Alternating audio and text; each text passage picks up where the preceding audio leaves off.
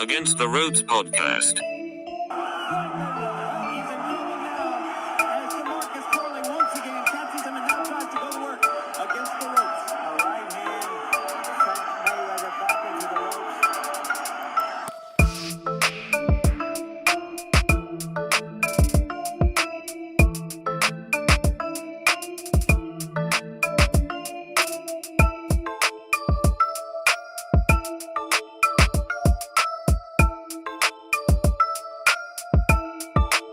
Contra las cuerdas.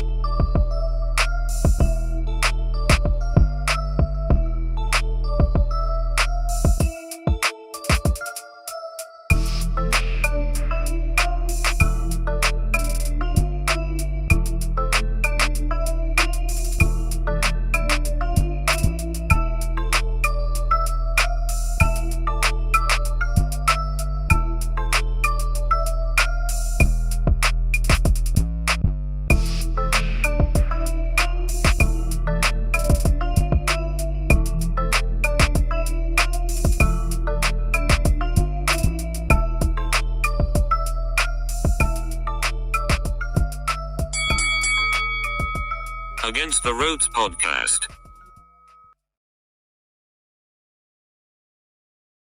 Ladies and gentlemen, AtR podcast. Gio Garcia here, alongside Christian Mosqueda. We back for another episode. Man, what an end to this boxing year, Chris. We still got a lot more coming. Yeah, again, it's the 12th month championship rounds. Already had a crazy year of boxing, but yeah, man, capping it off, man. Where do you want to start with, Gio? All right, let me see, because there's a lot to unpack here. Man, look, we had some action. Showtime, actually, their last show. You know what? I didn't hear much about it. I was a bit disappointed. I felt like when HBO had their last show, it wasn't a high-profile show. It was actually here, right in Carson, California. You were there, Chris, correct? Yeah. and look, this Showtime show, I feel like I didn't hear much about it, man. I'll be honest, I didn't even care about the last little outro they did, the video, the comments. As soon as that last fight ended, which it ended how we thought it would end, right? I flipped over to the zone right away because they obviously had that BAM fight with Sonny Edwards. So, yeah, I think we can begin with that Showtime card, man. That Showtime card, because look, BAM is the main event. We're gonna save them for the main event, main topic of the show. But of course, look, we're gonna talk that big event in Saudi Arabia this Saturday. Of course, that's coming up. And then also Inoue against Tapales. You know, that's going down Tuesday morning. So, you know, our usual Tuesday evening podcast, of course, we'll recap that fight. So, yeah, let's go ahead and begin with Showtime. There was some good action, Chris. We had to look twice at our screen when we saw that Robert Guerrero and Andre Berto rematch 11 years after the first one. But look, it turned out to be a pretty decent fight, Chris. Yeah, like you said it, Gio. Well, me personally, I was at the BAM fight, so I had to see these Showtime fights delayed. Just shows you, you know, where my priorities lie. But yeah, like you said, Gio, when it was just last week when you ran back and we saw the names, and I was like, yo, is that a glitch? Is that a typo? Like, you even joked, did these guys have kids and the kids already fighting? What's going on? But yeah, you're correct. Berto versus, you know, the Ghost Guerrero, and you know, I went back, saw the highlights. Pretty good scrap. Again, these guys are way past their prime, but you know, if you match them carefully, you get a pretty good firefight, and that's what we got. I want to tell you, dude, did you expect it to be that competitive or at least that entertaining? Not at all. Not at all. And you guys see it there on your screen. We will be talking about this fight, Rayo Valenzuela against Chris Colbert. But yeah, to answer your question, no, I didn't expect much from this fight. But you know what? I was intrigued just to see how both men kind of come out. You know, I can't remember the last time I saw these guys fight. You know, Robert Guerrero hadn't fought since 2021. He actually defeated Victor Ortiz via unanimous decision, and Victor has been teasing too with a comeback. So you never know there. And Berto can't remember the last time he fought, man. But the rematch was 20 what 11 years ago. What is that? 2012, 2011, something like that. Uh, and Guerrero made it 2-0 against Berto. Like we were talking about that first fight last week. It was an exciting fight. It was an entertaining fight. Both men actually got the opportunity to fight against Floyd Mayweather Jr. after that. How? Who knows? But you know how it went with Floyd. But yeah, man, I didn't expect much. I didn't expect these guys to go the distance. I expected them to get tired. But it turned to be a decent scrap, and to me, they both look good considering I know Robert's 40 years old. I got to look up Berto's age, but I mean, like I said, they hadn't been very active. And it turned out to be a good fight. Like I said, Guerrero wins again, and I was actually kind of impressed by this. I'm sure part of that motivation was also being on that last Showtime card. So, but yeah, unexpected fight turned out to be a decent scrap. Since you saw the fight, Joe, I gotta ask how conditioned were they? Obviously, we know that they're way past their prime, but were they like in a place where they can at least get a money grab with one of these other names, or are they did they look like ring rusty? Where they definitely like don't put them in there with some of these other names at the welterweight limit? Now, look, Robert Guerrero said he might, take another crack at it, but um, I don't know. I think they lose to really any prospect or any contender. But they can make it interesting. I think Guerrero looked a lot better than Berto. Um, but yeah, I don't know. I think that's dangerous. Once you start getting into that, uh, I wouldn't recommend it. But Mhm. if I had to pick one, I would say Guerrero actually looked better than Berto. Berto looked like he was in tremendous shape during the weigh-in, but he seemed to tire out a little bit. And Guerrero, I feel like was consistent throughout all the rounds. I mean, but yeah, I don't know. I don't know, man. I wouldn't even know what weight they're gonna fight at. You would assume maybe 47. I would stay away from guys like Boots and those guys. They start throwing those names around very, very quick. I'm not sure how serious Guerrero was with those comments. He's saying he wanted to make another run, but yeah, I would stay away from all those guys. But look, they can make some money. I mentioned Victor Ortiz. There's still some older guys out there that I'm sure they can get it in with. Lipinets, I think, has retired from the last I heard, but I'm sure they offer him a payday against a guy like Robert Guerrero or Andre Berto. You know, I'm sure they want to say no to it. Yeah. Yeah, let's just start with saying like before this fight, we would have, never heard of like the Guerreros and Bertos getting back in. It's almost close to an exhibition. So just the fact that they're, just had a fight, obviously the last show of Showtime, but again, the guys at welterweight, they're just gonna see them as another, like, hey, that's an easy fight for me to, and that's their names, they're well regarded in the boxing community, even though they're past their prime. So, hey, it's a payday at the end of the day. Yeah, I agree. Stay away, obviously, from the Boots, the Terrence Crawfords, all those guys. But yeah, money is real, Joe. The bag is real. He said 11 years removed from their major fights.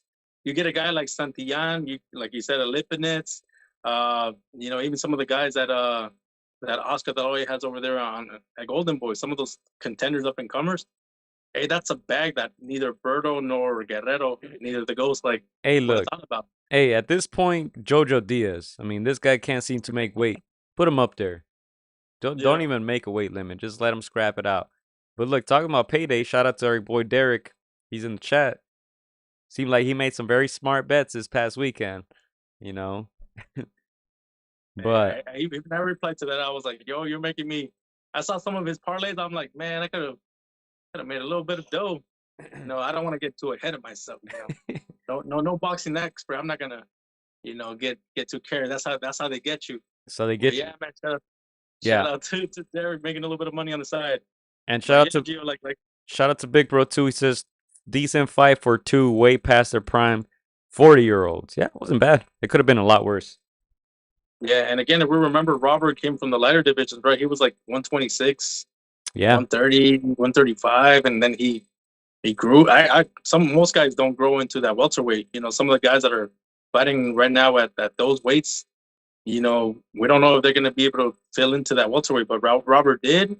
Like you said, he had a mega fight with Floyd Mayweather.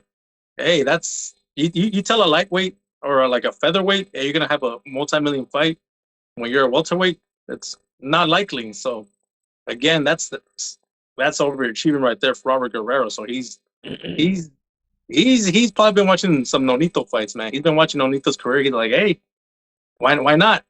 So again, the names you mentioned, Victor Ortiz, hopefully he sees this, and as long as you match make correctly, you can, like you said, you can make some interesting fights. So we'll see what happens, man. Again, the Keith Thurmans, the Mario Barrios, those guys they're probably licking their chops, like, hey, you look good, showtime. We can move this to another platform, make a little bag. Guys like the Ghost and guys like Andre Berto, at the end of the day, they're still warriors. They're gonna, if the money's right, they're gonna take the fight. Yeah, let me tell you who should stay away though from guys like Guerrero and Andre Berto. Clarissa Shields, stay away. But anyway, bring that back. Hey, we didn't talk about it, Gio. We didn't talk about it last week. We didn't talk about it. We don't want to get sued. Hey, but let me tell you this. 98-92 twice and 99-91. Convincing win for the Ghost, Robert Guerrero, against Andre Berto. Like I said, making it 2-0 now. But yeah, that's all I got. Impressive, in my opinion, for 40-year-olds. Entertaining fight. Wasn't too bad, but let's move on to another very good fight that was on that card that turned out to be pretty decent to me. This was the main event right here. Chris Colbert giving Jose Rayo Valenzuela the rematch. And Chris, man, this is I don't want to speak for you, but I want to say this is what we have been waiting for. We were not happy with the way that fight turned out. That first one, that robbery, Chris. We can say it. It was a robbery. I'm sure Rayo Valenzuela was kicking himself for allowing the fight to be determined by the judges. Ultimately, he started very well. It looked like a replay of that first fight. He was able to knock Colbert down, but this time he did not take his foot off the gas pedal. Colbert looked very, very badly hurt, and he never really recovered. He looked wobbly, and Rayo delivered probably the KO of the year. I mean, that right hook landed flush on Colbert's chin, and he was down and out. Night. He went to sleep. He was down for a few minutes, and impressive by Jose Rayo Valenzuela. Yeah, first off, yeah, that there's been a lot of great KOs, but so close to the end of the year and a knockout of that fashion, and obviously the narrative of the robbery earlier in the year, it definitely sticks out, and it's going to be in the top 3 for sure. We're gonna have to go dig in the archives and see some other huge knockouts of the year. But yeah, definitely makes a case. And I just want to say, Gio, first of all, what happened in the first fight, I was shocked when this fight got made, because usually when you see a fight like that, the guy that squeaks out with the win, usually they're like, I'm good. I got that gift. I'm not running it back. But I don't know if it was the ego. I don't know if it was Colbert's Wilder-esque confidence in himself. I don't know what it was, but whoever's his management team, they should have been like, "Yo, we got the dub. You don't want these kinds of problems." Like, again, of course, the powers that be, the boxing commissions, all that, they decided, what fight they get, but that management team, they messed up. But again, Rayo made the rounds, not just in that fight, but all over social media. Highlight knockout. There's pictures that are going viral, memes all over. It's man, he's definitely going to be in contention for like for one of the best moments of this calendar year. But yeah, huge knockout. I he's been looking, great on his come up. I felt like he lost those two fights and kind of lost momentum, and it almost felt like his career was going to derail a little bit. But man, what a statement, and what a way to put himself back in that picture, man. I think his career is back on track to what people felt like, what kind of fighter he could be. Yeah, and that's what Big Bro says. He says KO of the year, Rayo gets a bigger fight, and payday next. Yeah, I mean, look, he looked great in this fight. He looked determined, and I feel like he handled the whole situation with class. Like, even with um that loss on paper in the post-fight interview, Colbert was talking a lot of shit. Rayo kind of kept it classy, didn't say much. They had a $50,000 bet in the press conference before the fight, and after the fight, Rayo said, "Hey, man, you know what? That's childish stuff. You don't have to pay me. Respect to you." And Colbert, man, he just could not. He could not hold himself back. He said, "Man, let's run it back." How are you gonna say let's run it back after you got knocked out? You out here sounding like Deontay Wilder. Like, man, he couldn't just say, "Hey, respect to you, thank you for the great fight, blah blah blah." Nah, he said, "Let's run it back." Man, he was still running his mouth after, but yeah, very good fight. I was looking forward to this one. I agree with you. I didn't think the rematch was gonna happen right away. So shout out to Colbert for giving him the rematch. But yeah, I think we all know Rayo won the first time around, and he left no doubt this second time around. Like I said, knockout of the year is gonna be up there. It's gonna be up there. Kunto Nakatani had a big knockout, but I don't know if it was as I don't know. I don't even know what the word was, because it was Satisfying, I think. satisfying, definitely. Uh, Man, it was crazy. Colbert was out. Colbert was out, but I don't think there's any need to run it back, right, Chris? Yeah, no, I don't think so. And if Colbert's smart, he moves on, man. You gotta bite the bullet. You gotta take this L. At the end of the day, you gotta find out what's best for your career. Maybe it's not dancing three times with a Rayo Valenzuela, man. Again, just move on. If it happens down the line, maybe. But yeah, Rayo Valenzuela has concussive power. You saw it on display, in both fights. It wasn't a fluke. You get knocked down multiple times, most likely the pattern will continue in that third fight. So I think his management team has to let him know, like, hey man, you gotta put that ego aside, pride aside. Let's move on, man. You can always bounce back and regain a title shot against a different opponent. So I think that's where he's got to put that Wilder persona, to the side, man, and learn from the past and move on. But again, for me, with Rayo Valenzuela, huge win in this fight. In my opinion, he not only won fans in his first fight, for people saw, probably the robbery of the year, and a lot of people backed him up and became instant fans after that. And now with this win, he's moving into people's into people's minds, and he's a likable guy. And we'll see what happens, man. Again, he's got a great style, great power, and we'll see what happens come 2024. Yeah, he looked very, very focused. So I'm excited to see what's next. When he was coming up, when he was undefeated, he was calling out the big names around the 135, 140 division. Guys like Tank, guys like Ryan Garcia, obviously. I think he could still get in the mix, man. Especially if those guys refuse to fight each other.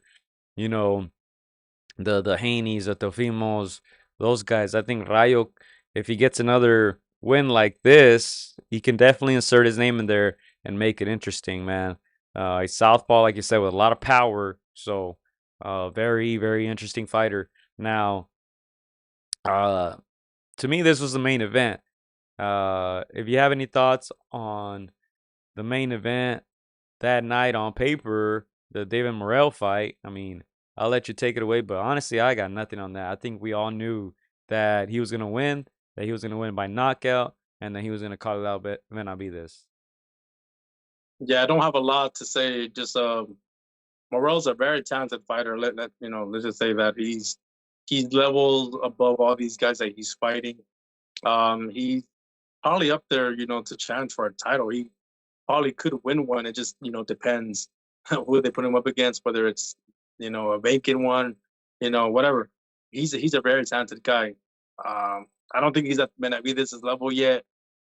I know he's calling all these names, but I think he has to, wait just a little bit if he doesn't want to get, caught, on the green side of his career. But again, he's got time on his side. He's a young kid. And he's got everything going for him. But yeah, it definitely has to go up in competition. And we'll see what happens. There's a lot of good names out there, and we'll see if he for his next fight, if he gets somebody of more status, more caliber. But yeah, very, very good fighter. Just what we predicted. 100%. Morrell 10-0 now. You guys see it there on your screen. 9 KOs. 25 years old. He's still young. He still has a long way to go, but he was fighting a decent opponent, 28-2, as you guys can see. But yeah, I think at this point he's gonna have to start stepping up if he wants to get those big fights. I don't think this is enough to entice a guy like Benavidez, and of course not a guy like Canelo. So yeah, he's gonna have to earn it. 10 professional fights. 10 professional fights, So I'm sure they'll be asking for more from him moving on. I don't have much, honestly. Like I said, I think we all kind of knew that the fight would end the way that it ended. So that's all I got on Showtime. Chris, do you have anything to add on Showtime? I think obviously the Rayo Valenzuela fight stood out a little bit, and even Robert Guerrero against Andre Berto. But Showtime, last card, not only of the year, but period. Chris, I'll let you take it away. I don't have much, honestly. We kind of saw this coming. A lot of people had been speaking about this for the past 2, 3, 4 years, so not shocked to see them go. But I think boxing takes another hit. Obviously, HBO and now Showtime. Yeah, for me, final thoughts on Morrell, and then I'll move on to Showtime. As for Morrell, he's in the same seat that David Benavidez was early in his career. Super talented guy, just no names. And Benavidez had to learn, the kind of like the tough way. And I know a lot of people think as long as I'm number one mandatory, I deserve a shot. In a perfect world, that's how it works, but we don't live in a perfect boxing world. We know who the boss is. We know who the face of boxing is. For you to get entice that guy, you're gonna have to get names under your belt, just the way Benavidez did with the Caleb Plants and with the Boo Boo. So, hey, as much as Morrell wants to say he's ready, he wants to fight these guys and get that bag, he has to get in line. He's gonna have to go collect some names, and then you'll be ready to sit at the table. But as for now, gotta put in that work. As for Showtime, like you said, Gio, I was disappointed that it wasn't promoted more. Again, we didn't know the Bertos and the and the Guerreros were on that card. They didn't promote it as much as they should have. It's the last show. It's the end of an era. When you think of Showtime, you think of Mike Tyson. You think of you think of all those big fights, and for them to have a send off that was very lackluster, it's disappointing. But once again, we thank them for taking a bet on boxing and being the home for all these great fights, the same way HBO was. And man, we're just hoping that whoever comes along, brings us that kind of just production value. Again, it's a great sport, man, and again, so much storytelling in it. That's why so many people around the world follow it. But yeah, man, again, it's been great. Thank you for Showtime. We don't miss the prices than pay-per-view prices, but yeah, again, thank you for giving us a home for boxing all these years.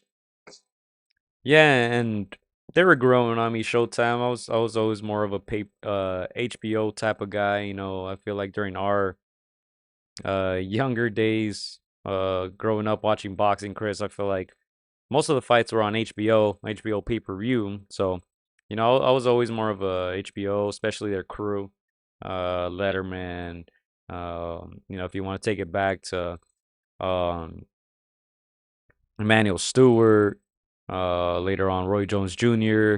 They did a great job, but Showtime was growing on me. So let's see if they move on with PVC as well, if they have the same crew, or if they're just dismantled forever for good. But yeah, we'll see. We'll see. I don't have much on Showtime. I think this is a good time to move on to the Zone, Matchroom Boxing, Bam Rodriguez, Sonny Edwards. We're gonna try to keep this one not too long. Like I said, we have a lot of topics to cover. So yeah, I feel like we can move on to Bam Rodriguez, man. Still looking good, Chris. Our fighter of the year of 2022 continues to impress, and he's only 23 years old.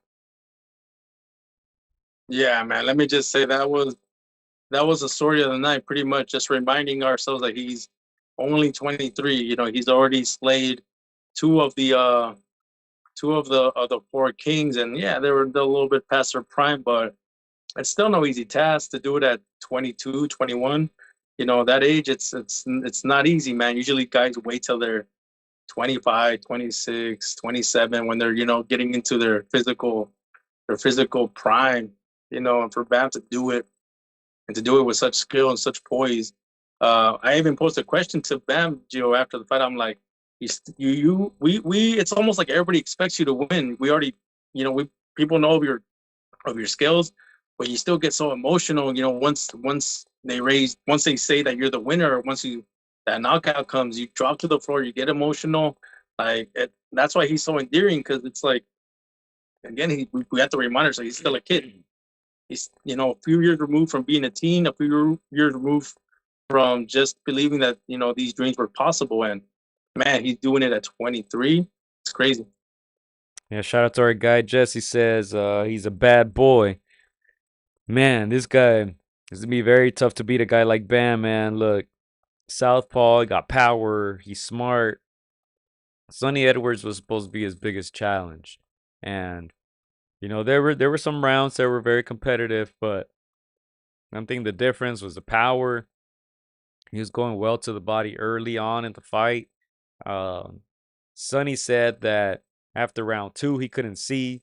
Credit to Bam. He was landing that jab. Once he saw that the eye was hurt, he kept targeting that eye. He said his corner was telling him keep targeting that eye.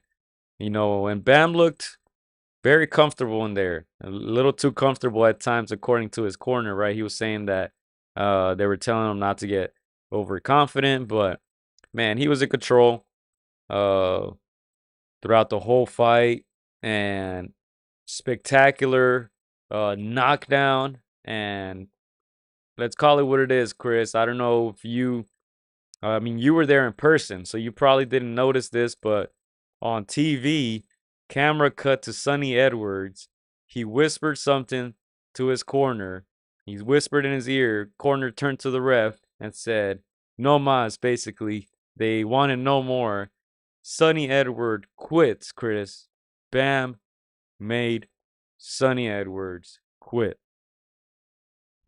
Yeah, no, I didn't see it till after. And that point, I thought it was his corner that kind of, stopped the fight, because maybe 3 rounds before, you could already see that hurt coming in.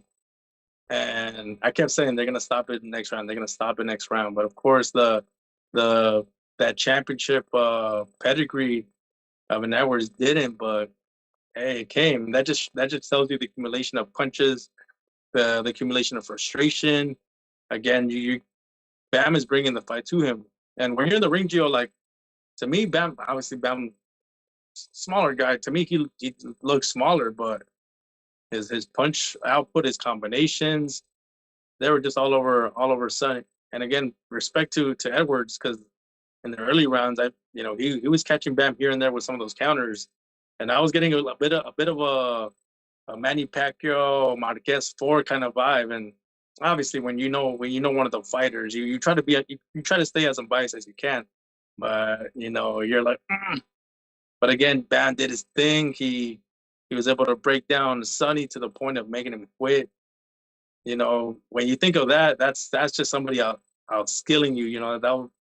When I think of the Nomasas, I think of the Sugar Ray Leonards. I think of Lomachenko. You got to be seriously getting outskilled and frustrated and touched, and not touching your opponent as much as you would like. That you're just like, why even continue, man? Taking unnecessary punishment. So that just tells you, man, that there's levels. And Bam at 23, miles ahead. Yeah, hey guys, if you ever want to listen to a terrible comparison, come watch the podcast, because I don't even know what the hell Chris was talking about, but I heard Pacquiao Marquez 4. I mean, come on, Chris. But anyway, let's go to some comments here from the comment section. Mad Dog H, shout out to him. He says, Bam is the real monster. Big Bro says Bam is P4P top 10 without a doubt. We'll get into that. Our guy Jess says no mas. Big Bro also adds Sonny definitely quit. Low key, but he did say something to his coach, who immediately stopped it.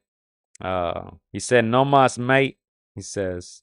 And then Jess also says, I had the privilege to see a Rayo train. Yeah, he was training. He was putting in some work with Robert too, Rayo Valenzuela. So, they were well prepared for that fight, and glad he got that tremendous stoppage after getting robbed the first fight. But staying on topic here, Chris, I mentioned last week that I did have Bam in my top 10 pound for pound already. And this, I think, without a doubt, if you have any pound for pound list and he's not on it, you don't watch boxing. I mean, what this guy was able to do last year, go up in weight, dominate veterans like Cuadras, like Soren Visai, even the other tough fight against Gonzalez, I believe it was, toward the end of the year, where he got his jaw broken. He proved to us that how big his heart is, how big his will is to win. With a broken jaw, he continued. He couldn't even speak at the end of the fight, but he was in control of that one. And of course, he had to finish the fight and get that W. But kind of going back to Sonrisa and Cuadras, you spoke to El Gallo, and he said he wasn't as impressed, with some of those wins. Yeah, so I was a little shocked, not gonna lie. I'm usually, I'm not used to, fighters saying I'm not impressed, because that's karma coming back at you. You can say certain things, but never underestimate anybody that's out there that's just getting a sensational win. To me, that's just, I don't know if that's their ego, their pride kicking in. And we talked to a guy, a great guy, just a nice overall person, great champion. But I'm very surprised that he said that. I did say, Chris, he looked okay, He's also But, part of the outro clip, so watch what you say. Shout out to Clarissa. Shout out to Clarissa. So very, very surprised. I mean, I'll even say Bam has done something that I don't think even Gallo has done. But again, I don't know if there's a little bit of hate there or not. But I mean, I can't wait. Maybe that's just maybe he's saying that because that's the way you get that fight, Joe. I want to believe that's why. And if that's the reason, then I'm all for it. You know, something about this Sonny Edwards and Bam Rodriguez fight. They talked a lot of. I mean, at least Sonny Edwards talked a lot of smack. Where this fight got a lot of buzz, a lot of attention, and so, man, after the fight, there were all respectful sportsmanship, something that we didn't see in that Colbert fight. But that's what I love to see, man. I like to see a lot of entertainment before the fight. Talk your smack, make me want to watch this fight, make me want to make the drive out there to Arizona.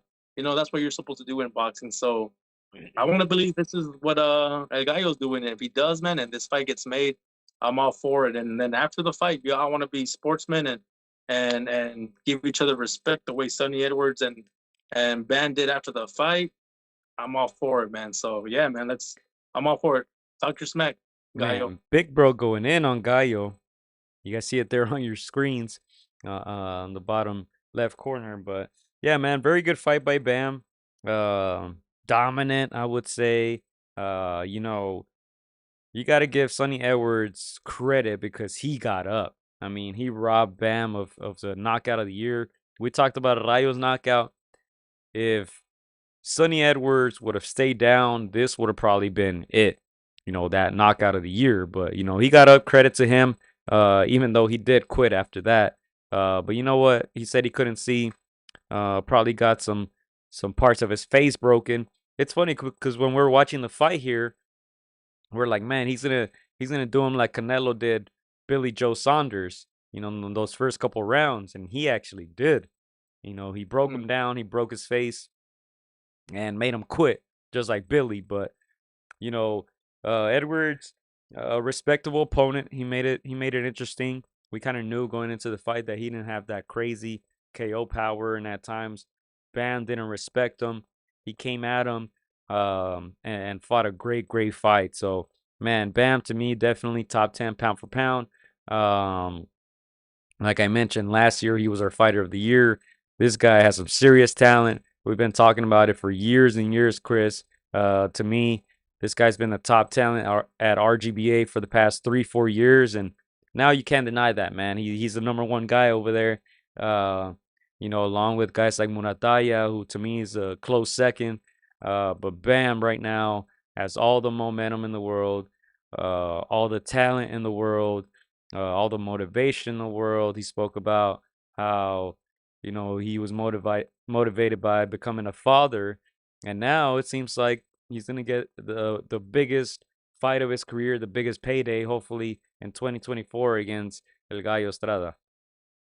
Yeah. And Gio, I was in the press conference. One of the things that surprised me was how, he talked about how, the past 2 fights, he knows he hasn't been looking his best self. And I guess some of the things that, he's read on social media was like, they were calling me a hype jaw. They were saying I'm not as good as everybody says I am, so he's like, that got to me. And to me, I'm like, man, that's nuts. Everybody that knows boxing knows how good you are, for casual takes, for people to, to say that and that for that to get to you.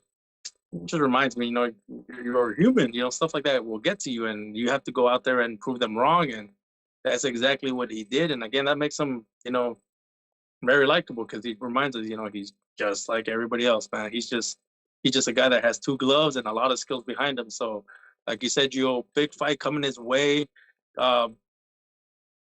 money changing kinds of bags that will change not only his life, but that of his family. So, man, again, and we know Bam brings a fight to him. He has a style that people love. People like, his personality, his humbleness. So, man, I cannot wait for that Gallo and Bam fight, man. It's gonna be for all the marbles, and hey, we might see a passing of the torch, or we might see why Gallo was also, very, very touted in his career as a youth. So, very similar careers, but in different times. So, man, I can't wait for that. Yeah, and Big Bro's talking. Who was talking about behind the scenes? Who's talking? Who was it? I think I missed something there, but yeah, you mentioned it. Bam and Joshua, both two of the most humble boxers that I met in person. You've met them several times. You've interviewed them several times as well. Joshua has been on our podcast before as well. Great people. So nothing but good things to say about them. And Joshua Franco now retired. He left boxing on his own terms. He was a champion. And Bam now flying high, and it seems like he had said before how 115 he was going to let his brother do his thing, right? Brother's now retired. He went down to 112. He's going to go back to 15 and hopefully face those big names. And man, like I said, it's going to be very tough to beat Bam. He has all the momentum in the world right now. He's young. He's getting better and better every single time. We talk about his power, his skill, his heart. Give him credit for his chin too. I've never seen him hurt. Even with the broken jaw, he never seemed hurt in that fight. So, man, I'm just looking at the overall total package, the overall skill level. I mean, this guy has it all. And Eddie Hearn is doing a great job. He came out and said right away. You were there at the press conference, Chris. He said right away, hey, this guy's a top pound for pound talent. He's already beginning to sell his next big fight. So I'm excited for Jesse Bam Rodriguez, man. Very talented. Chris, you were there in person. How was the crowd? How did it look?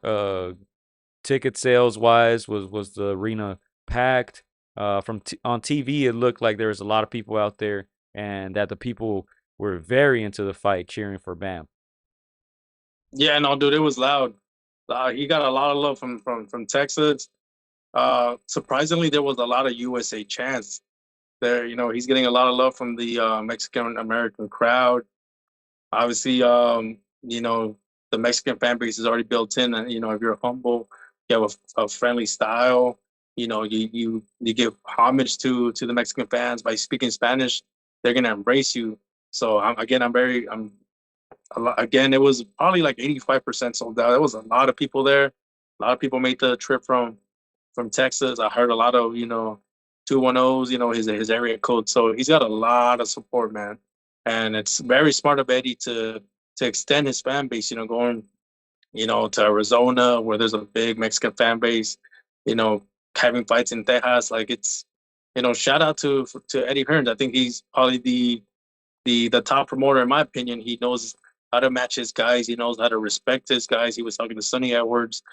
These are guys that wouldn't have never gotten these kinds of opportunities as flyweights. Nobody really cares usually about the flyweights. You think about lightweights, welterweights, heavyweights, middleweights. Those are the guys that get the big bags. But for a guy like Sonny Edwards from the UK, virtually unknown, title holder, to have a fight of this magnitude, and for a guy to Bam to also, just get these kinds of, main events, it's unheard of. So again, shout out to Eddie Hearn. In my opinion, like the best promoter, the most level-headed promoter in the game. So yeah, man, I can't wait to see what Bam does. Sonny Edwards is gonna be there. He's gonna keep working. You never know, a rematch down the line. Very entertaining guy. So yeah, man, can't wait to see this Bam versus Gallo fight though. All right, I mean, Chris. event next week. All right, Chris. Hey, well, let me tell you this. You still got to put some respect on Bob Arum's name. I was looking at the boxing schedule. It was still ESPN, ESPN, ESPN. I think Eddie Hearn is the next guy up, but you got to respect the Bob father. Literally, he has Inoue coming up next. I think the big bout in Saudi Arabia, it's also on ESPN pay-per-view, which I didn't know, but it seems like it's the Zone and ESPN pay-per-view too. He has, I think, January 13th, if I'm not mistaken. We'll get into the schedule in a little bit, but Callum Smith challenging Arthur Beterbiev, so man, a lot of these fights, ESPN, ESPN, ESPN. So, but I think Eddie Hearn definitely is doing great things. He's more, I would say, modern, a type of promoter, and he's signing a lot of these young guys. So Very smart, but Big Bro clarifying that yeah, Sonny was talking smack when he was getting his hands wrapped when Robert was there checking, alluding to some stuff. Um, but yeah, look, uh, he seems like that type of person, right? To talk a lot of smack. Ultimately, I saw a lot of respect there at the end of the fight.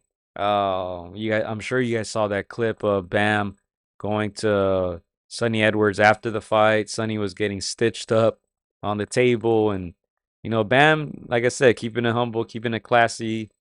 He was like, "Hey man, you're funny as fuck." He was telling Sonny, that was pretty funny, and yeah, Sonny telling him, "Hey, we gotta work, hopefully work together, spar." He's like, "Yeah, hit me up." That was cool to see, but yeah, none of the trash talk, none of that helped Sonny Edwards. I think for the first time, um, I saw an kind of emotional Bam, but not an angry Bam. I would say motivated. I think once he got it into his rhythm, he knew that he just wanted to put a beating on this guy and stop him. So yeah, none of that worked. They just made it worse for themselves. And yeah, I mean, once you take a beating like this, there's no rematch. There was no talk of rematch. There's no talk of any of that.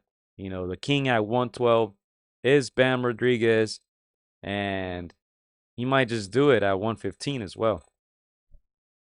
Yeah. Again, sky's the limit for Bam. 23 years old. He's still not even in his physical prime. So again, he's got that 115, 118.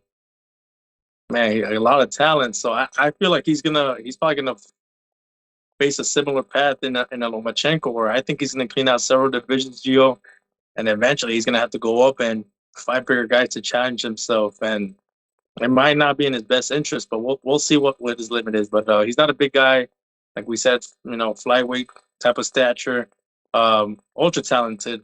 You know, he's definitely going to be in the Hall of Fame one year. I don't want to jump the gun or anything, but he's still 23. So much to do. He's already done more than a lot of guys in their entire career. So yeah, again, can't wait for his next legacy fight.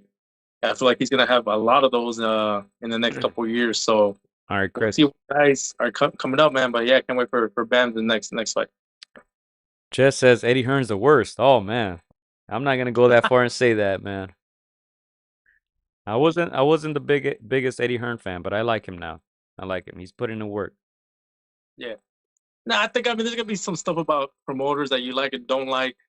I think in the big picture, he's doing all right. He's doing a good job, man.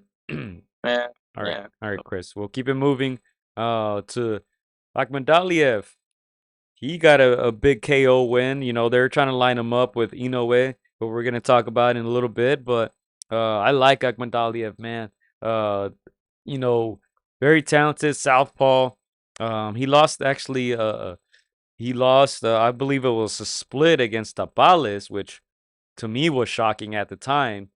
Uh, so yeah, they're trying to line him up with Inoue, assuming it wins the titles or when it wins the titles. And I think that would be a good fight. Like Mandalia, very technical, southpaw. He has decent power, um, very good skill.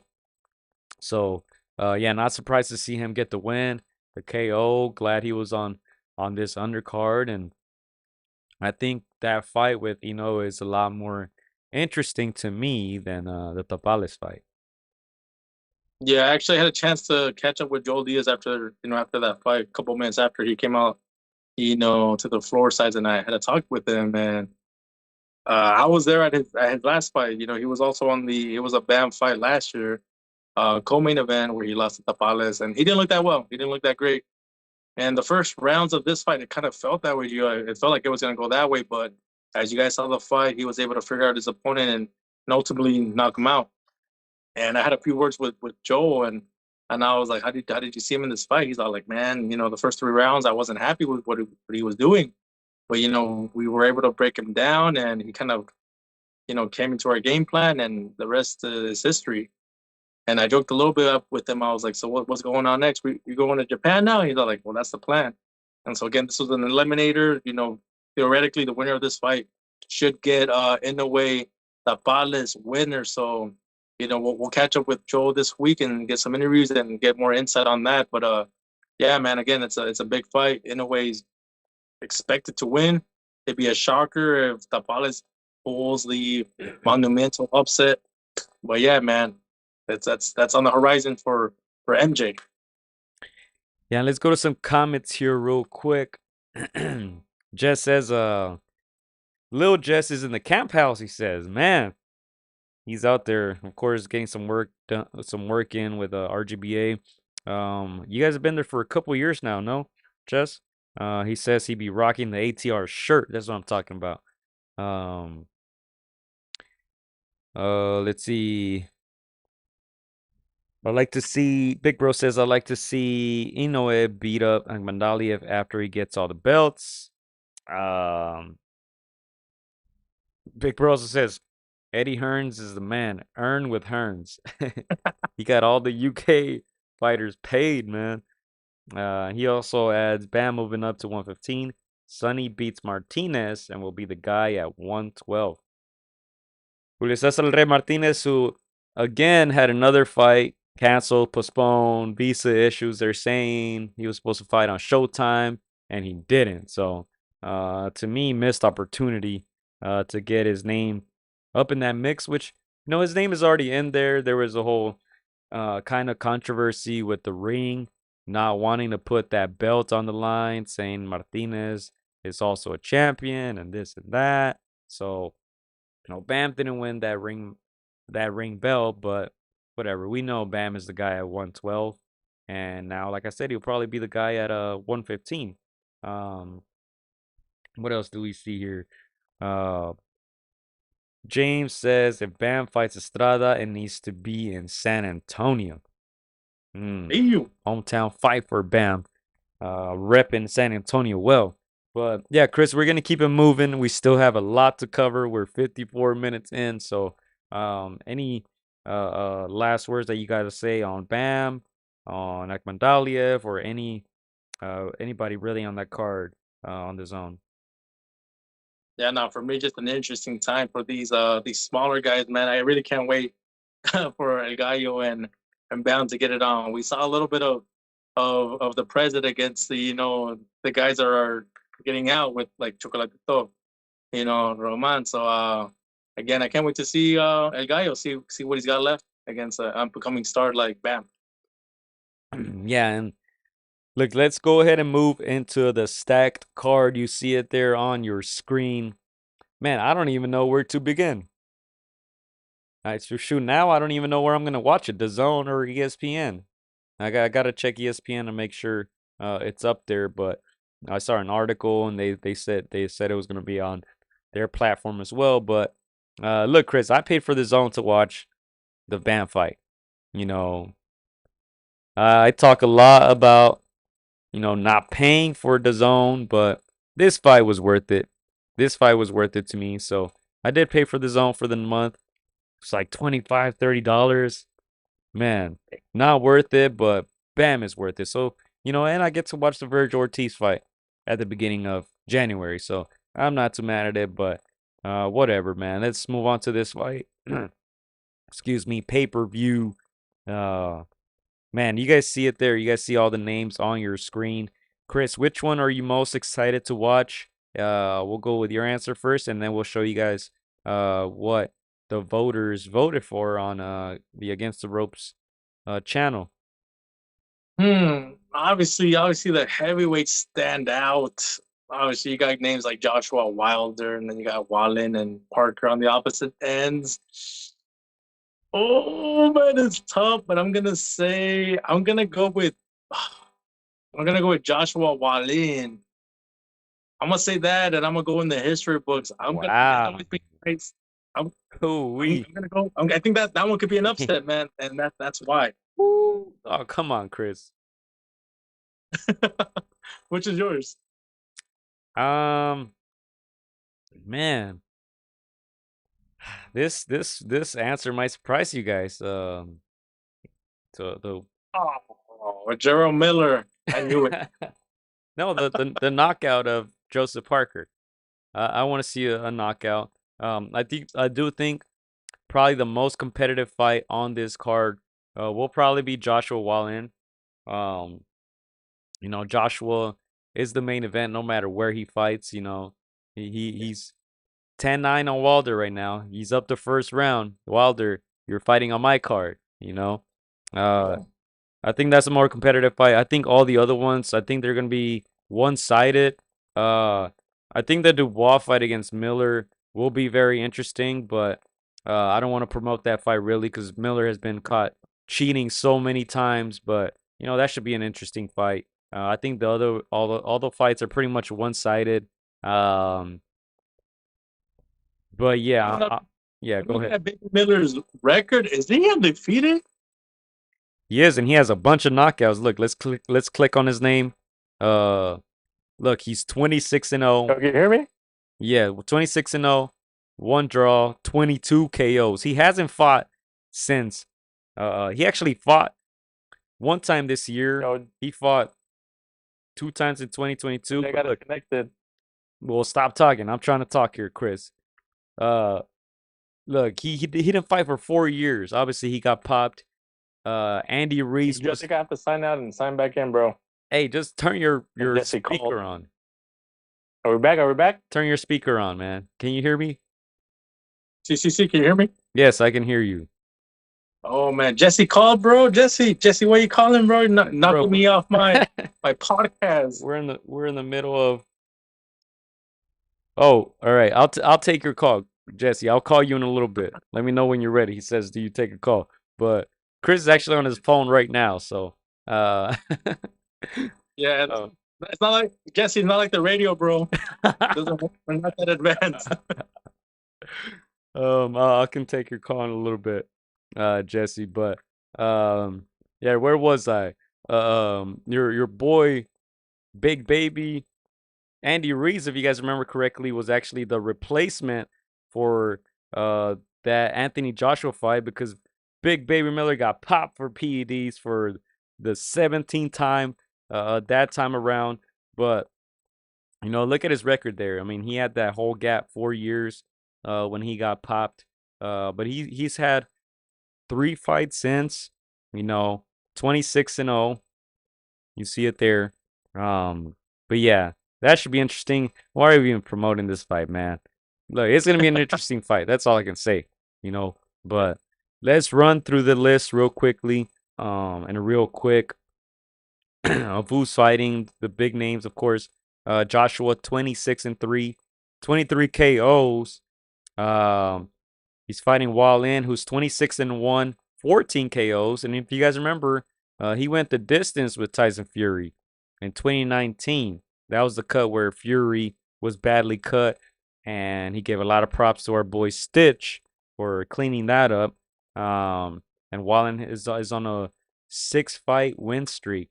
He's on a 6-fight win streak. So, yeah, that should be competitive. Of course, Wilder's on there, 43, 2-1. Both losses to Fury, and of course that draw as well on paper. 42 knockouts and 43 wins. That's what stands out. That power is no secret. But look, he hasn't been active. His last fight was Robert Helenius, and that was a 1-round fight, Chris. That was only 1 round in 2022. Before that, he was too busy taking a beating from Tyson Fury. So let's see, man, an older Wilder. Let's see if he can make another run at it. Of course, he's fighting against Joseph Parker, 33, 3 losses, 23 KOs. He lost to Joshua. Did he lose to who's other? Did he lose to Dubois? Who did he lose to? I don't remember. Parker. Did he lose to Andy? No, he beat Andy. He beat Andy Reese. That was his biggest win. He got the title. With that win, and look, this is gonna be his 4th fight of the year of 2023. He's staying very, very active. Dang. What's up, Chris? You got it there? That much? You want me to look it up? Regular weight guys fight that much. Yeah. Here, let's look at Joseph Parker. So he lost Is this on your screen, ladies and gentlemen? Here, let me put that on your screen. Let me not be selfish. Get these ads out of here, man. He lost to Joe Joyce. Yes, I remember that one. Joseph Parker. He lost to Joyce. That was 2022. He also that Joshua lost. Where else am I skipping? Am I skipping one? And Dillian White. He lost to Dillian White. All decisions though. Let me see against Joyce. Against Joyce, he got stopped, but yeah, look, he's gonna get stopped again, Chris. Let's keep it real. I think he can make it competitive. He can make it complicated for Wilder, but I think he gets stopped. But just to move on real quickly, Bivol 21-0, 11 knockouts. He had a big 2022. He hasn't fought this year. 2022 he beat Zurdo and Canelo. And then this is gonna be his first fight of the year. 33 years old. He's fighting Lyndon Arthur, 23-1, 16 KOs. He's 32 years old. He's from Manchester, England. He's fought twice this year. And that loss came to Anthony Yard in 2021. And he had actually defeated Yard before that in 2020. So, and that should be interesting. I think more of a stay busy fight for Bivol. Yeah, no, for me, I think that should be easy work for Bivol. Obviously, we know how talented he is. He beat the he beat the face of boxing, and of course he was bigger. But again, it's no easy task. You really have to be staying disciplined to your game. So this is a stay busy fight. I'm very excited with that Wallin fight, Gio. Like you mentioned earlier, he gave the Gypsy King all he can handle with that fight, with that cut southpaw. I don't know, man. If again, we know that Joshua has all those accolades, former champion, but I don't know, it could be an upset, man. I feel like you can't underestimate a guy like Wallin. Nobody knew who he was before that Fury fight, and all of a sudden, that fight was very close for Fury. So again, I expect the knockout in that Wilder Joseph Parker fight, but hey, Joseph Parker has gotten the blueprint too. So All right, Chris. yeah, we can't wait. Look, only one title fight in this whole card. We talk about all these names. Only one title fight, and that's the Dimitry Bivol fight, putting his belts on the line. He has two of them, the IBO and IBA. But hey, one guy you shouldn't sleep on is Hrgovic. He's undefeated. He defeated Zhilei Zhang on paper. I think he lost that fight like a lot of people did. But look, he's undefeated. He's a guy to keep an eye on. Frank Sanchez is also on here, 23-0 against Junior Fa, 20-2. Man, they stacked this up. They stacked this card up. But let's go with predictions real quickly, Chris. We'll go through the card and we can name our predictions here. Let's go. Let's go. Hrgovic against Mark DeMori. Hrgovic easy. Yep. I think I'm gonna say knockout. We need some knockouts in this one. Yeah, I'm gonna say knockout too. Frank Sanchez, Junior Fa. A little bit more competitive. I'm gonna say Sanchez decision. Frank Sanchez, I think he gets the knockout. I'm gonna say he gets a knockout. He's gotten 1, 2, 3, 4, 5. Oh no, sorry. He's gotten like 4 in a row. I think he gets another one. Of course, Sanchez is fighting with the Canelo team. You see it there. 23-0, 16 KOs. 31 years young, Chris. Frank Sanchez. We're the same age. Shout out to him. Shout out to Frank. Saludos. Questionable, but hey. Hey, the last time we mentioned his age, he actually responded to that clip on our podcast. So I'm gonna watch what I say. But anyway, let's go back to that. I think Sanchez gets the KO. This fight, I know nothing about, Chris. I don't even know how to say their names. I'm gonna skip it. They're undefeated, man. Let's go back to that. Shout out to them. Who you got? The guy on the left or the guy on the right? I'm not even gonna attempt their names. I'm going with the. I'm gonna say the guy. I'm gonna go up. I'm gonna say the guy with 18-0, man. I think the 27-0 maybe too protected, and there's a reason why he's on the blue side. Yeah, 18-0 guy. I'm gonna go upset with the 23-0. He says it says number 27 ranked, 10 lower than his opponent. I'm gonna go for him, but Daniel Dubois, Gerald Miller. Now this is interesting. Dubois 19-2. He lost to Joe Joyce and he lost to Usyk. Of course, you guys kind of remember that controversy there with Usyk. He landed that body shot. The referee called it low. Usyk stayed down for a long time. But what do we think about this one? Miller, who's a big dude, popped so many times for PEDs. I just hope he loses. So I'm going to say Dubois KO. Man, that guy. I'm surprised Barry Miller's undefeated, man. He's taking somebody else outside. I'm gonna say he's gonna take another. I think that ring rust. Then Dubois, man. Dubois. Ooh. Knockout. Yeah, you can't root for Baby Miller, man. You know, I can tell you my real prediction off air, but I'm not rooting for him. Jai Opetai, who got stripped of his belt, and that's why this is not a title fight. This is cruiserweight against Elis Zorro, who is 17-0. He's also from the UK. 7 KOs. So, yeah, I think Opetai. I think he has that one. 23-0, 18 KOs. I think he gets another. KO. Do it on paper, man. They're putting undefeated guys. Respect, but yeah, I'm gonna say your boy Opatai again. Yeah, just more experience, man. So I'll say that one's a decision. All right. Dimitry Bivol against Lyndon Arthur. Come on, hands down. Bivol's getting a decision. He ain't knocking anybody out. He has 11 KOs and 21 wins. You're saying he's the Devin Haney of that division? I'm just saying, man. He doesn't need knockouts. He needs some rounds. That's what he needs.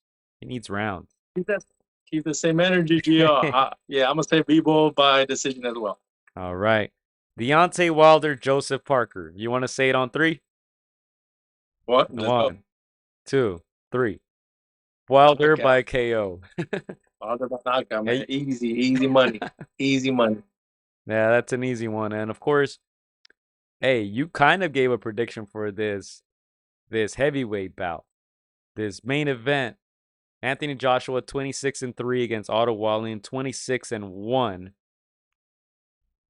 Chris, are you? I kind of did, man, but I don't want to. This is the first time you get a guy like Wilder and Joshua on the same card. It kind of hints that they can at least get them in the same building. So even though I think there's an upset that could be brewing, I want to be wrong. Ooh. So I'm gonna say Anthony Joshua, Gio. I do not want I don't want the bag to be missed any further, man. He backed out, ladies and gentlemen. He backed out. We gotta rewind. He backed out. Man. All right. Look, Chris, but let me tell you this. I got Joshua. I don't know if he gets a KO, man. I don't think he gets a KO. Straight out, no. I don't believe it. I don't think so. But look, you said they're trying to line up this fight. I think he needs a KO to make a statement. So I'm gonna say he gets a KO. Ooh, I think he wins by decision. I don't think he risks too much with a guy like Wallin. But if he gets him hurt, yeah, he'll knock him out. He'll take him out. All right. But I'm gonna say Big Bro says I see Miller KO and Dubois. Ooh, man. Hey, that's possible. But like Gio said, man, we don't want to root for. We can't say that on air. We can't say that on air, man. We can't root for Big Baby Miller. But look, poll, Chris, 309 votes. Which fight are you most excited to watch this Saturday? You guys see it there? Joshua Wallin, surprisingly, only 9%, Chris. Whoa. Wow. Wilder Parker, 38%. Bivol Arthur, 45%. Dubois Miller only 7%. Man, Wow. almost a tie with Joshua Wallin, Chris. Almost a tie. Like people don't seem very interested in that main event. I think it's gonna be a good competitive fight. Let's not forget, Wallin made it very competitive against Tyson Fury. Let's not forget that he went all 12. I am shocked, Gio. I'm just seeing these numbers in real time. I am surprised. Again, like I said, some of these lower classes, they bow down to the heavyweights. So, and again, like this is big money, to have heavyweights. First of all, this card is exceptional. I feel like Don King is working behind the scenes and he put this together. But for people, Arthur to be the most, anticipated fight of this card with heavyweights, like names like Joshua and Wilder, I'm surprised. Either we have a lot of Canelo followers following our page, and through that Canelo Bivol fight, they're following us. But yeah, man, I'm shocked, surprised. Yeah, let's call our boy Jess real quick. We're about an hour 15 in. We still gotta talk, with Tapales. Jess, I'm gonna call you, all right? Hope he's still there. All right, Chris. He won't be able to hear you, but I can translate. For sure. But yeah, Again, let us know. Let us know if you guys are paying for this card. Go ahead, Chris. yeah, again, I think this talks about the power of a Canelo. That's why the guys like Joel Diaz say, that's the boss, that's the moneymaker, that's the cash cow. When you get a fight with a guy like Canelo, you hit big, and people that didn't know Bibol's name after this fight, and they know who he is, and they get a W over Canelo, then people want to know what's your next move, and when that rematch could possibly happen. Again, like you said, Gio, this is Wilder being the co-main event, under an Anthony Joshua. Joshua has a fan base. The UK is a lot closer to the Middle East. America's not known for backing their fighters as much as other countries. So, cool. Man, that's a little shocking there, but not surprising. I've been good. Hey, we got our boy Jess on the call.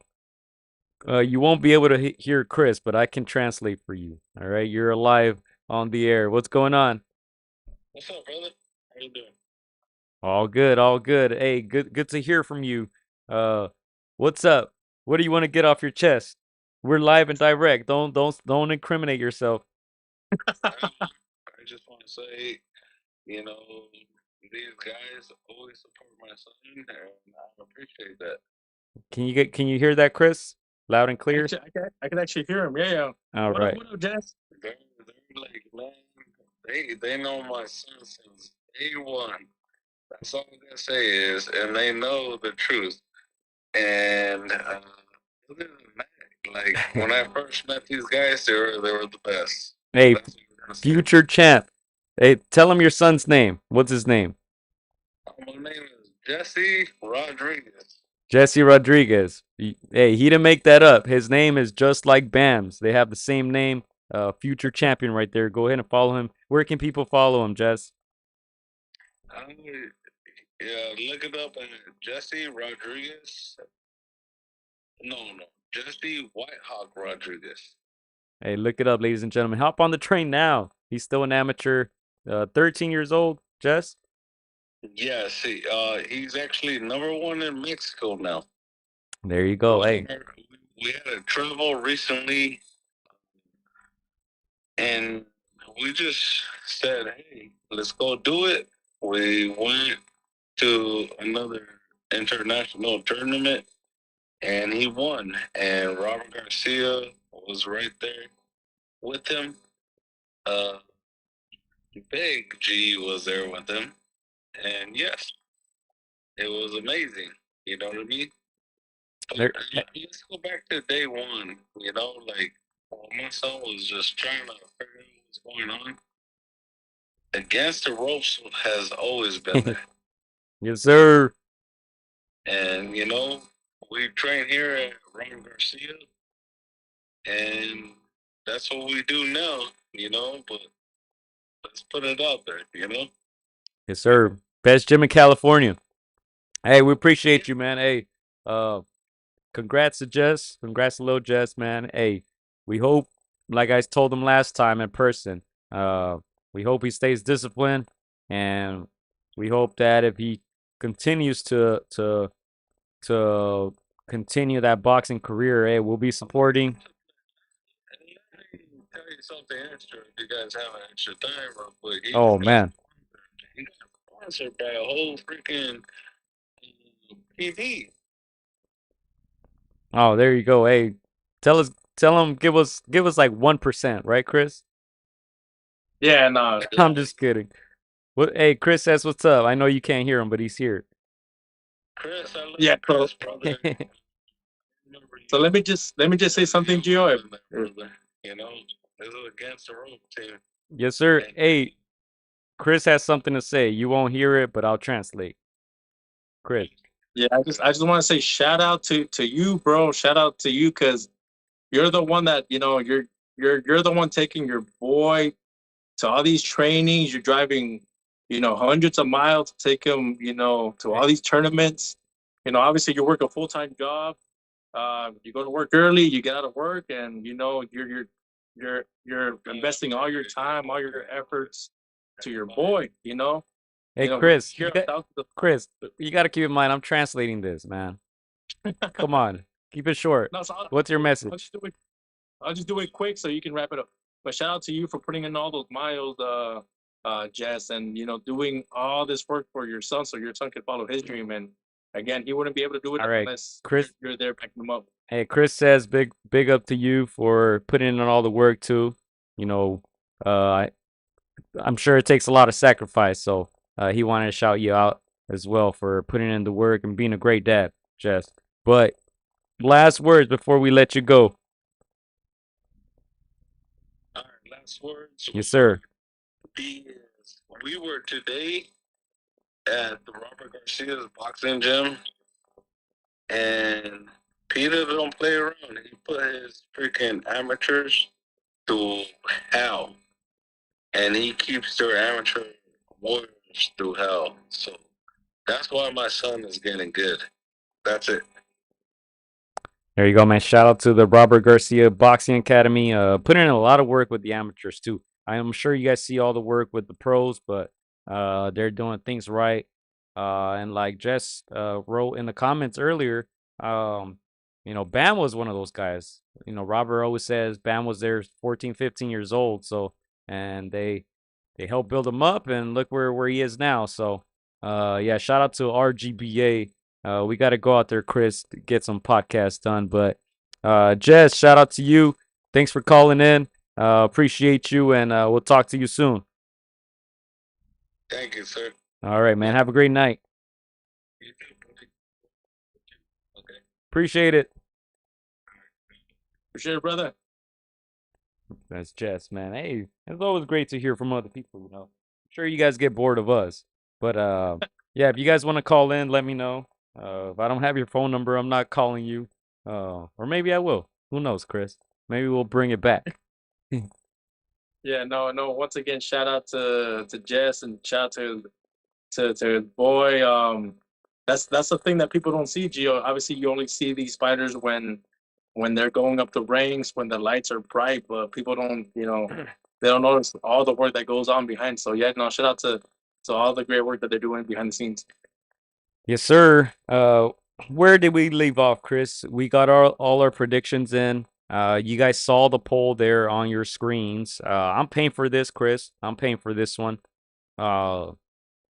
Great way to end the year, and of course, we got the Inoue fight at the end. So if there's nothing you want to add, Chris, can we move on to Naoya Inoue?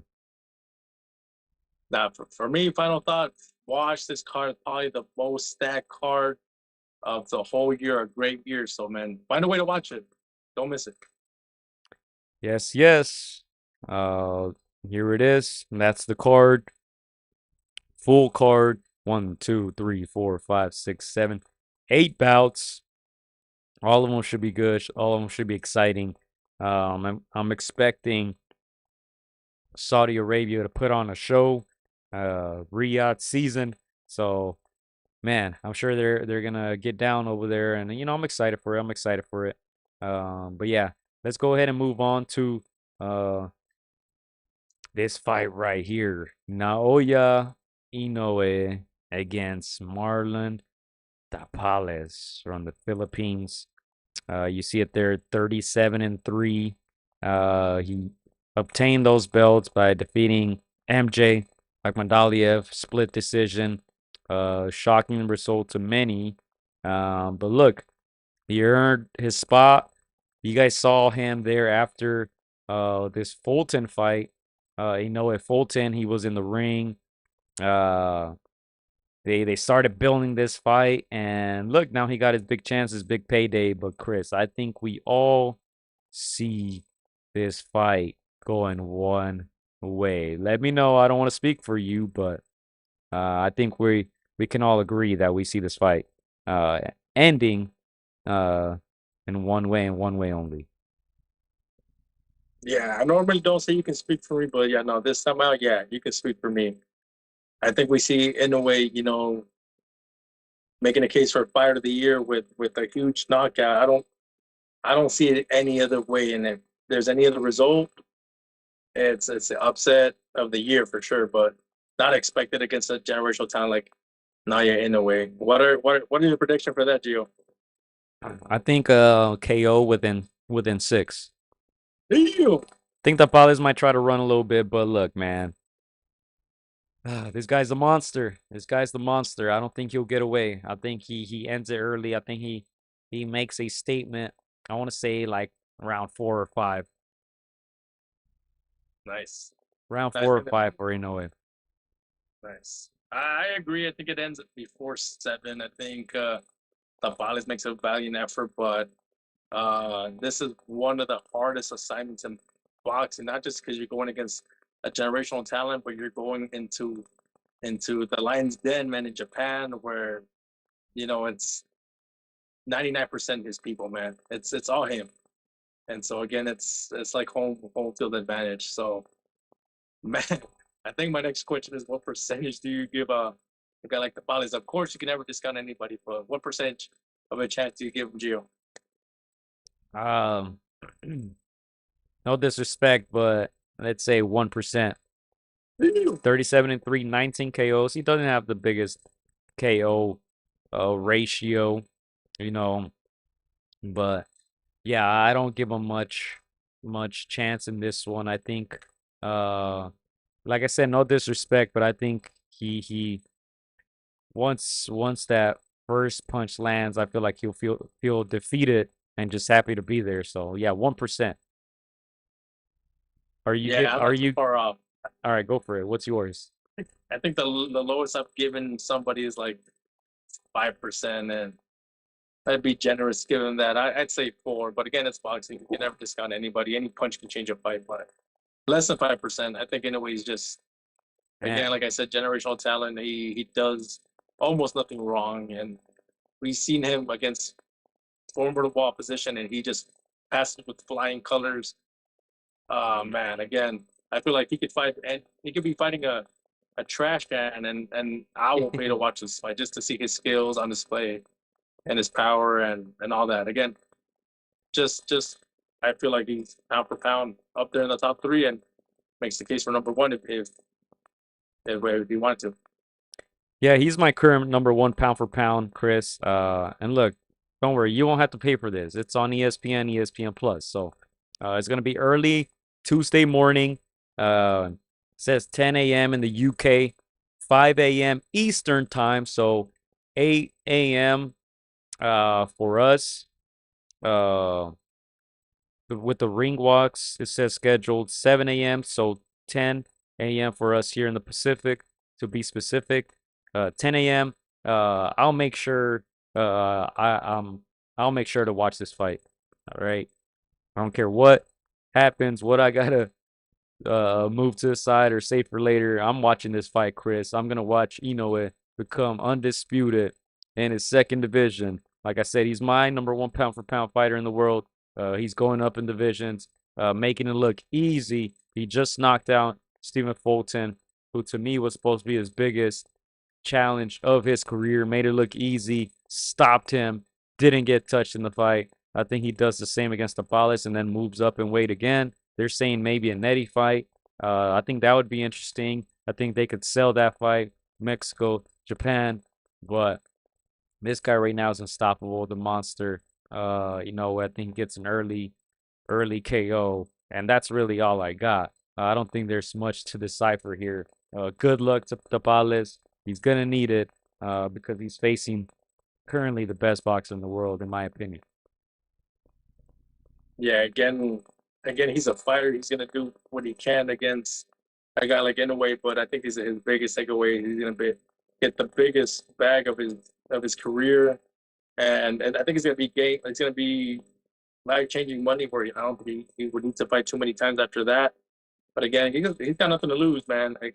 Nobody expects him to win outside of his corner, and even there's doubt. They know that they're going against pound for pound, top one, top two in the world. So tall order, tall ass.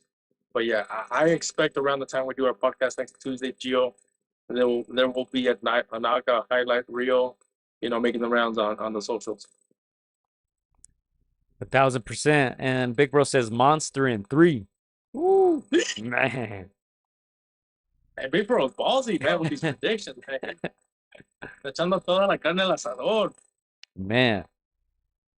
But yeah, look, exciting stuff for December. Like you said, after this fight, then we'll do the whole recap of the year, awards, all that good stuff. But yeah, man, we still got exciting action. We got the pay-per-view card this Saturday.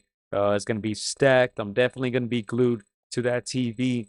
And Tuesday, like I said, man, that's a must watch. And I repeat, it says around 10 a.m. Pacific. To be specific, was it 10 or 9? Man, let me not give you guys the wrong time. Y'all can look it up too. I think it's 9 or not 10. It said 7 Eastern, but yeah, don't miss it, man. Just tune in. ESPN Plus. I'll make sure to watch some of the undercard fights just to make sure I don't miss this main event. So, yeah, excited for that. Great action this weekend. I don't really see any upsets happening. I think everything should be one-sided. And I think I expect the same for, at the Tapales. So, yeah, that's that, man. Look, before we get out of here, shout out to Rayo. I know you're watching. Rayo Valenzuela, big knockout, man. It's going to be very difficult to not vote for that one as the KO of the year. Satisfying for us, the boxing fans. We thought he got robbed the first time. Got his payback. Got his get back. He said, don't worry about the 50K, Colbert. It's all good. Don't worry about that 50K. It's all good. And then, of course, bam. Come on, man. What more can you say about this guy? Out there looking like Lomachenko, Chris. Out there looking like Loma would have done this if he would have stayed at the lighter weights. He would have been dominating everybody. But, Bam's the next guy up, top 10 pound for pound as well. And he did his thing. Chris was there in person. I'm sure you enjoyed it. I'm sure it was great to witness, and there's a lot more to come from Bam. Yeah, no, you pretty much said it for the Rayo and Bam Rodriguez, and shout out to those guys. The biggest nights of their calendar years for them. And as for me, as for Inoue and Tapales, man, I'm just excited for our guy Joel Diaz to get his guy in there in that mix. So I'm excited for his guy MJ and for Joel to have another big night. Most likely in Japan come early 2024. Everything goes according to plans. But yeah, man, I'm excited to see that movement and these guys finally getting a lot of that love that usually goes to the bigger guys. So yeah, shout out to all these lightweights, all these flyweights, and all these guys getting that bag for their career. And thanks for Big Bro for correcting me. He says 7 Eastern is 4 Pacific. That's right. They're 3 hours ahead. So see, I'm giving you all the right time. Just Google it. I'm giving you on the wrong time, but yeah, it should be early in the morning. Make sure to be up, stay up, or wake up for it. It was history, man. History. 2-time undisputed. Going up in weight classes, and things get interesting after that because they're already talking about 126. So, yeah, should be interesting, Chris. That's all I got. That's all I got. Thank you guys for tuning in. Thank you guys for keeping that chat lit. Thanks to our guy Jess for calling in. Look, we'll be back soon, sooner than you know it. A lot of great action this weekend. Stay tuned. Make sure to watch the fights, so y'all can discuss it with us Tuesday evening. Chris. Yeah, once again, we're gonna be coming back next Tuesday, fresh off that Inoue fight, and we're gonna have our end of the year awards, Gio. I'm sure you're gonna be putting some polls up until the Sure. awards ceremony. But yeah, we'll have all that, and we'll do an award show at the end of the year. Stay tuned for that. Yeah, and look, I'll start putting some up. Prospect of the year, trainer of the year. I'll leave fighter and KO because you never know. A monster might get one in 20 seconds or something. Make it crazy and make it difficult for us. So I'm gonna leave those. I'm gonna wait for those, but I'll start putting up some of them. Event of the year, surprise of the year. I'll put a whole bunch of them up there so you guys can start voting. A lot of people have been casting their votes, making their voices heard. So we'll keep putting those polls up, and make sure to for you guys check out that community tab. That's where all or most of our updates go. Make sure to follow us too, against the ropes, against DA ropes on Instagram, Twitter, Facebook. You guys see it there on your screens. Threads, Chris, is that still alive? Is Threads?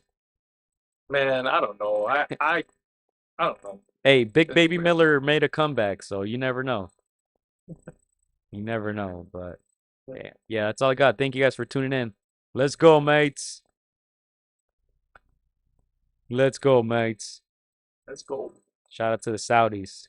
Got that Arab money. Man, these guys being paid out there. Oh, Shout out to the UK fans, man, making that trip. the Arab money.